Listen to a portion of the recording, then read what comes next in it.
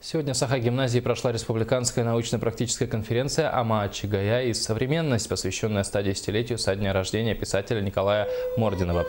Основным организатором мероприятия выступила Харбалахская средняя общеобразовательная школа имени Николая Егоровича Мординова Татинского района. В рамках мероприятия работали несколько площадок. Учителя якутского языка и литературы отдельные секции отработали по обмену методиками преподавания произведений писателя, а школьники участвовали в республиканском конкурсе чтецов и инсценировок по произведениям Мординова. Также защитили научные труды по изучению биографии и творческой деятельности Николая Егоровича.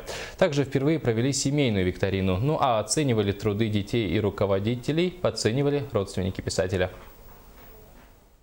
Конференция, которая проходит здесь, на базе гимназии, она, знаете, более серьезного уровня, чем школьная научная конференция.